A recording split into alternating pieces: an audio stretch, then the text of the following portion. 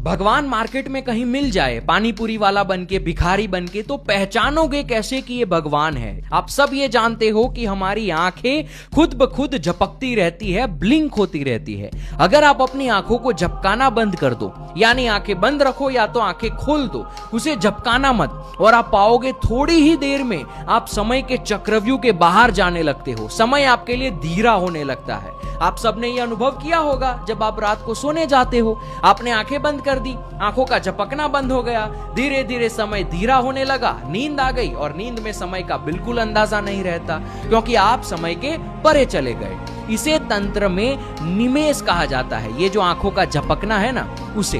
अब कल को अगर भगवान कहीं मार्केट में मिल जाए तो उन्हें पहचानने का बस यही तरीका है, आपको आंखें देखनी है।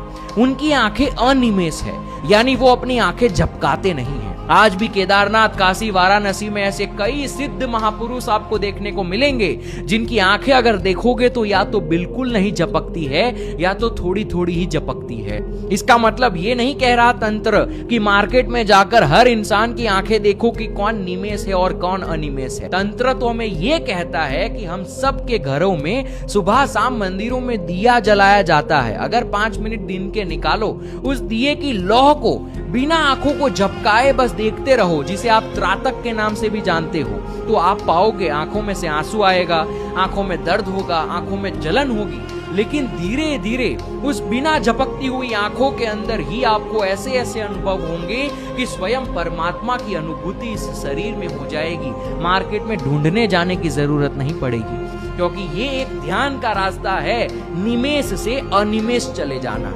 ये एक रास्ता है, ऐसे अनेक रास्ते हैं। त्राटक अगर आपके लिए काम करे तो ये त्राटक का इस्तेमाल करो, वरना और ऐसे बहुत सारे रास्ते मैं आपको देता रहता हूँ। शिवम।